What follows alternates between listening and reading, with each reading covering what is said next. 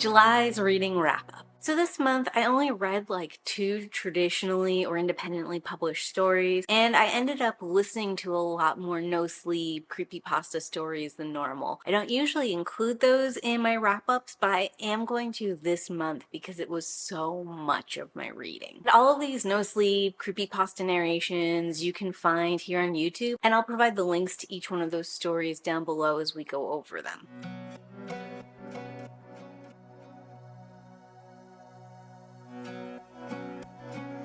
Starting at 2 stars. I Shouldn't Have Found an Exorcist on Craigslist, read by Lighthouse Horror. More details on who wrote the story and where you can find it are in Lighthouse Horror's description. The story itself has a lot of really excellent elements in it that are creepy and funny and like walk the line between those two genres very well. I think the issue for me is like in the terror creepiness factor. Something like Stolen Tongues has a very similar premise and does it so much better. It's really like set the standard for this kind of story. And then on the horror humor side of things, I just think of stuff like Evil Dead, which is done like perfectly. While this is like checking a lot of those similar boxes, it's like just a little bit off. Mrs. Willerson's Homemade Jam by Familiar Dichotomy and read by The Dark Somnium. A lot of this story was excellently written and narrated in a very engaging, interesting way. There's a lot of details and realistic elements that I feel like really grab the reader, make them feel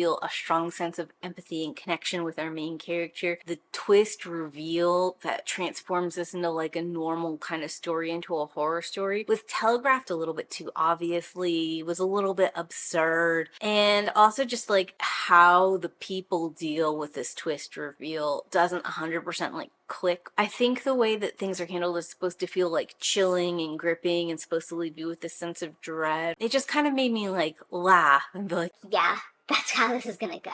Really love the writing of this story, and of course I love the narration, and that's why I listen to a lot of Dark Somnium's work. Definitely be interested in reading more from this author. This particular story didn't pull it off for me. Next is Purgatory Street, written by Wound Liquor and read by The Dark Somnium. This is another story that has a lot of things I like. There's this unpredictability element, there's this idea that there's a hidden world that if you look hard enough you find within our real world. The problem for me in this specific story was that it ended up feeling really disjointed, and there wasn't a good explanation for like why our character was doing what they were doing. What are the rules of this world? What does this mean for the other people around them? It continued to invite questions and speculation. It never gave good answers or solid grounding. It started to feel like we were going through a haunted house because we had paid money to go into the haunted house, and not because we had like a legitimate reason to be there or like an overall goal we were looking to achieve. And in like a scary story, I think having a motivation for your characters and why they're enduring or going through this does a lot to make it feel real and actually happening. An Illegal Investigation of Banefully Springs by Crashing Cymbal and read by The Dark Somnium. This story is jarring and disjointed, and not in a way that I think was supposed to be intentional. At first I thought I just wasn't paying enough attention while listening to it, and I would pull back the reading and start from another point and listen again. But at the end of the day, I just decided that it was written in a way that was confusing and disjointed. If the goal was for this particular story to be reminiscent of Strange Encounters of the Third Kind, then I think it does a decent job at sort of capturing elements of that. Next is going to be My Uncle's Strange Model Village by Wound Liquor and read by The Dark Somnium. There were elements of this story that I love. Like there are all these little details about the model village and the strangeness of the village and their uncle's like particular personality and his disappearance, how the mother dealt with the disappearance, how they were left to deal with the model village, what it had looked like before when they'd visited, what it looked like now. Like all these things that felt like clues and little drops in a mystery and were really interesting, engaging details that I loved listening to and wanted to know more about and really was rooting for this story. And then we get to the part where we find out a little bit more about the uncle's disappearance and how this person found out about the uncle's disappearance, all that kind of stuff. It's another situation where stuff is happening, it's never explained to us why, and I think maybe it's just supposed to be like the concept itself is terrifying and the fact fact that it just happened randomly for an unexplained reason is supposed to be even more scary. But for me, I'm like caught in like, But why did this happen? Why now? Why not later? Is this the first time this has happened? all these other kinds of questions keep coming up. No solid explanation or reasoning. For some people, I think they're gonna find that even more scary, but for me, I like the lore. I like the backstory. I like learning about these things, and I like these unique and weird takes on stuff or like unusual premises. So for me, it was like missing a big element.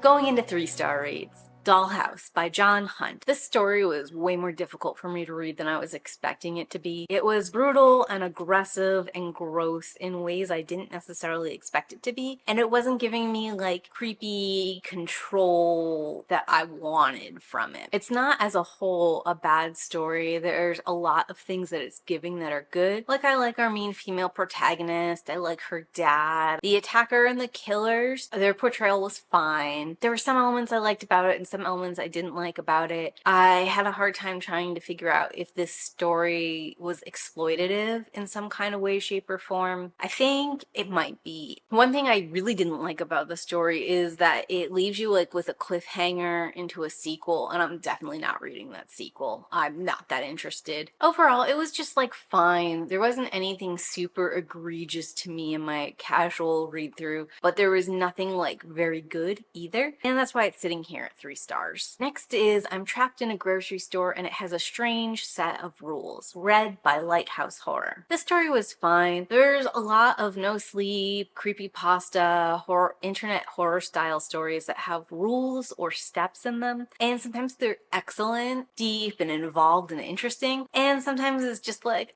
It wasn't so bad that I stopped listening to it because there are so many of these strange set of rules ones that like when it's not going the kind of way I'm into, I just stop. It seemed to me that we could just bulldoze this and make it a parking lot and no longer have this problem anymore. I guess that's me thinking about it too much and not being like taken in enough by the atmosphere and the chills or whatever. Next is gonna be I Was an Emergency Rescue Diver and This Is Why I Quit, read by Lighthouse Horror. I read a lot of diving stories and cave diving stories specifically. Being underwater in a cave with a limited amount of air and really only one way in and out right away is claustrophobic and scary and has an element of threat and danger to it. So little down there's been fully discovered that really almost anything could be in there, especially in these unique cave systems in these little places that very few people or creatures can get to, so that creates a better chance for like this very unusual thing to exist. It's just perfect for horror. And then if you take someone who's like a rescue diver, their expertise that they bring to this, the idea that they have authority and knowledge and experience that the rest of us don't have, and a set of protocols so they should be safe, and the fact that they have extremely good motivation for going in. I think that brings all the elements together that I love in horror and creates a tense and intense moment and experience. Because I read so many of them, some of them rate higher than others, this one's sitting at 3 stars, so it was fine, but there's not anything specific in this story that stands out to me. I Sell Houses. The last one has a strange set of rules, read by Lighthouse Horror. This one opened in a really promising manner. I loved when we were talking about this development that didn't really end up selling well, and I loved this competition between our protagonist and this other real estate agent. I love that this real estate agent dropped out trying to sell this house, and then our protagonist a couple years down the line was given the same task, and this was like their chance to one-up this guy. Like all that stuff was awesome. Problem is the rules, the scariness, the creepy factor, what exactly is going on in the house is just not that engaging and doesn't live up to the potential of this setup. Especially because about 2 months ago, I ended up listening to If You're a Property Inspector and You See This House, Don't Go In. And that story is horrifying, chilling, poignant, sad. To know that you could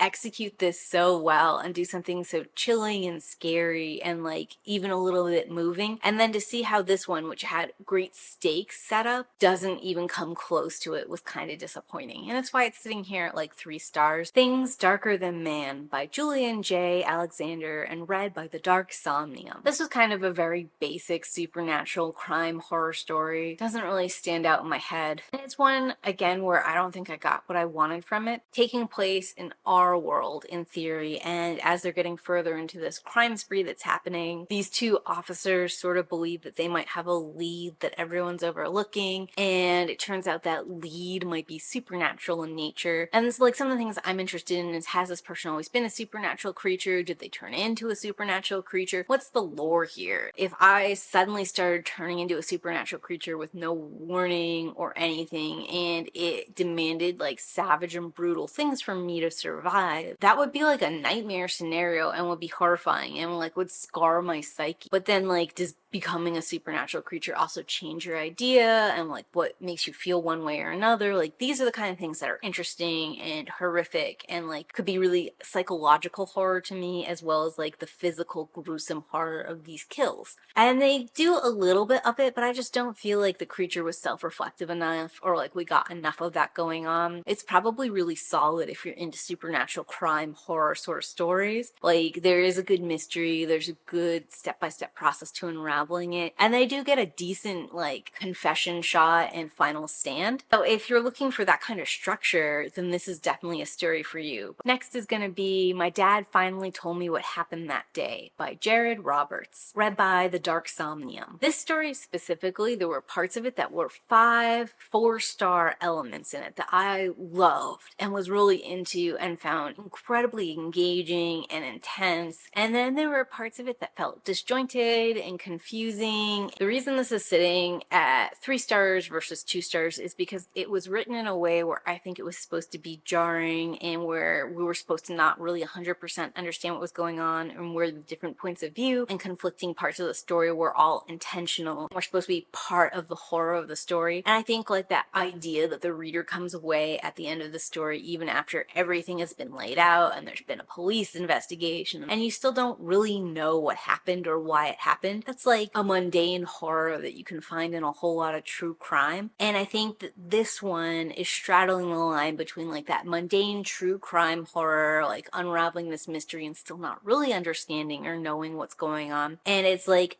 pairing it with a little bit of that urban legend, possibly supernatural element. And there's a whole lot about that that I like quite a bit, and especially certain parts of the story, because this is quite a long narrative read, I loved and found very much up my alley. But as a whole piece, when I walked away from it, I just felt like it didn't do enough to give me quite what I was looking for in a horror story.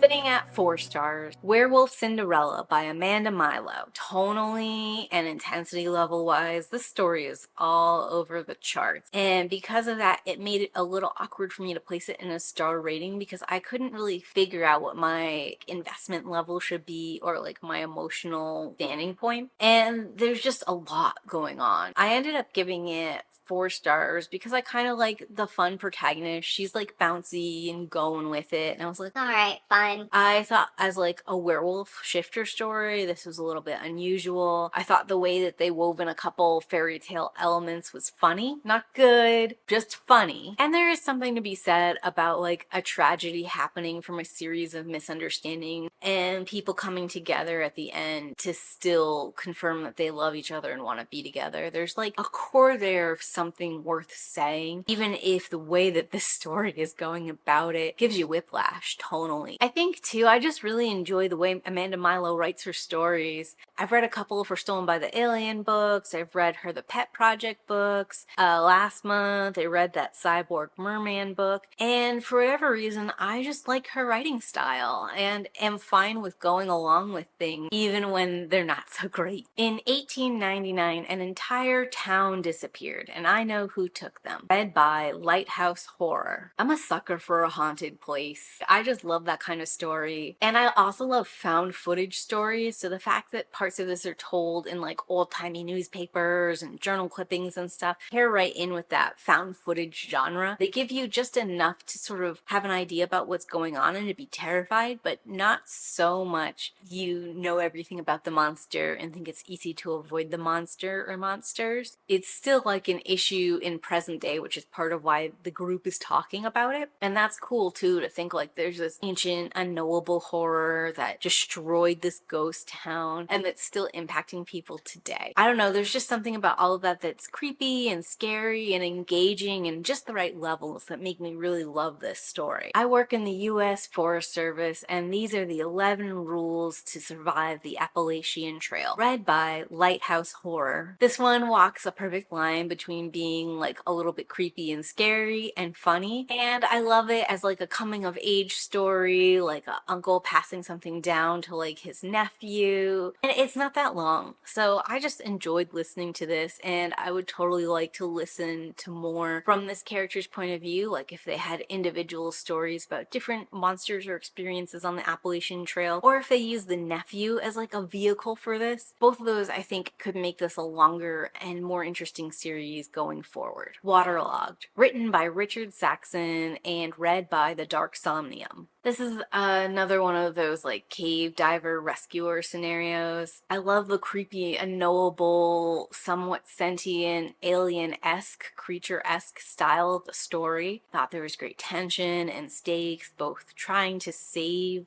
people who were missing and then just trying to get out and save themselves and as much of the team as possible, and like just this also driving curiosity to know more and explore further all of these different questions and themes of like possibly self-sacrifice or getting everybody out or like joining or not joining. All this stuff was great and was told really well. I think it walked the line between being like too confusing and unexplained of a creature and being like just the right level of information for you to be scared and want to know more but not ever get like so much that you have it all figured out. Why I Became an Atheist by Radiant One and read by The Dark Somnium. When I first read this story, I was a little disappointed because I was hoping for a story more along the Church of the Sacred Way by Matt Deinsky, which I read a couple months back. That one had like a very strong supernatural element, a strong like children versus adults kind of dynamic, and like stepping into adulthood being scary and unknown and complicated and maybe evil. So it had a lot of themes and stuff going on. It was very rich and deep in that way. And this story is a lot more mundane and in some ways lacks a whole host of those themes, but it picks up some other ones. When I finally was done listening to this story and got to a close on it, I realized that this one was equally terrifying and in some ways even more scary, and it really feels like just a standard I survived a cult story that could happen in any small town America to any person, especially because the person that we're following in specific's dad joined the cult and they were just a child growing up in this structure, and then they come to a heartbreaking point in their journey. They either have to become a monster and join this church, or they have to refuse their dad, the only person in their life that they know or have like an in-depth connection to, their best friend who's already done this intense thing, and like their other friends who are going to do this thing in a couple of months. So all of it was like sad, very high stakes, deeply intense, and the entire lack of anything supernatural in no way takes away from how creepy,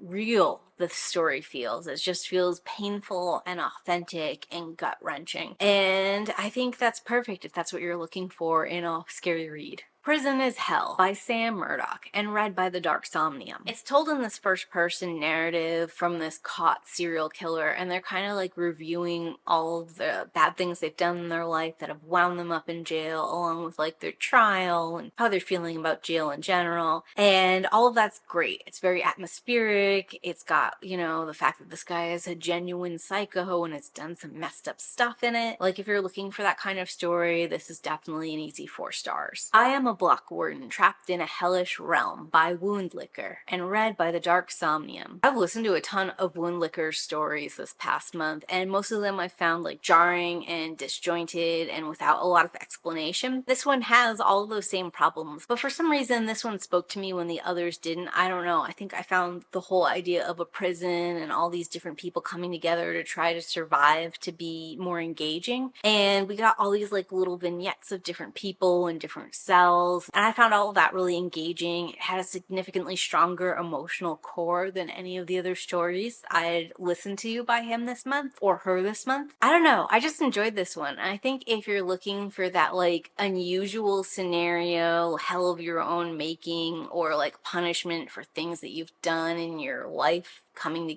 get you, this is like a decent take on that and has some interesting and engaging characters, and it's sort of like asking the important questions like, how long do you punish someone? Are these punishments just? What is their path to redemption, or is there a path to redemption? And are there some things you just can't ever come back from?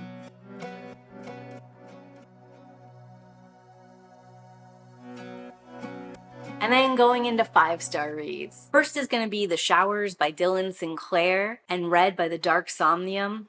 I just love this story. It's super heavy in repetition and circling back to the same thing over and over again. In this case, it's like the mystery of the showers. What are they? Where are they? Why are they? We start with the narrator telling us about how he first heard of them from his middle school teacher on Halloween time. And then like he meets up with his teacher when he's graduated at a bar, and they talk about it again. He gets a slightly varied version of that story, and he's sort of like obsessed with it. Him and his friend go out looking for it, and then he goes back one more time out there trying to figure out what the heck it is with these showers. And like his obsession with the showers, the fact that we don't really know anything except they exist and are super creepy and unfortunate. I just think it does such a great job like taking you back full circle, like in a spiraling motion, and hitting this narrator at different points in time in their life, what this creepy, traumatic, scary thing means to him at these different points in times, and how like his past experience is sort of determining his present slash future experiences. All of it is awesome, and I highly recommend listening to it or reading it. It's a longer one, but it's definitely worthwhile. And last is My Patient Spent 8 Million Years Trapped Under a Bench in Glenmont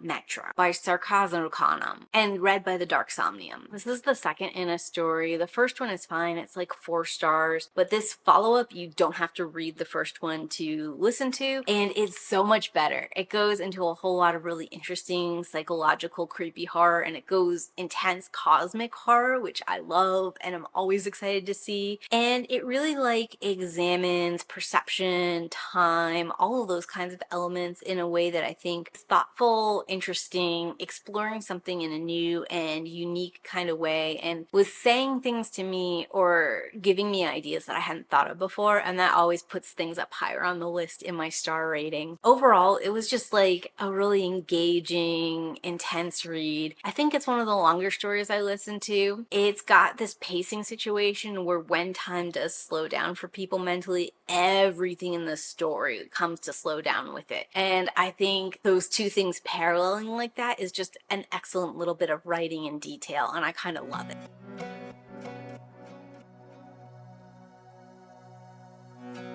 I want to go over a couple of books I did not finish. First is going to be Melanin Madness by Hope Bulliard. This is a dystopian horror novel that's only like 123 pages, and I really thought it was going to be an interesting, engaging kind of thing. There's not a lot in the description, which I actually like going in kind of blind, but I think I got about a third of the way through, and I just found overall the narrative thread was like starting with Trump's presidency and some things that were true, and like extrapolating into this extreme sort of doomsday-esque scenario. And I think I didn't like that because it felt like a little bit too close to home. And then on top of that, the story as a whole is jarring. It kind of jumps around in pitches and patches in time. It doesn't really ever give you a full picture of what's going on, partially because it's being told from the perspective of a younger girl. And I think we're getting a little bit of only her understanding or her sight highlight of what's going on instead of like the larger picture. But I really was missing something like Octavia E. Butler's Parable of the Sower, where we had like a very strong understanding of certain elements. This never really gave me any of that. And I didn't understand like what the goal was. I guess it was just to survive, but that felt like almost like an unworthy goal for this girl to be striving for in this world. And the other thing too is I know that they were doing some kind of horrible experimentation and she was hiding from it. She was calling it stealing their skin, but like they couldn't have been literally stealing skins to deal with the sun's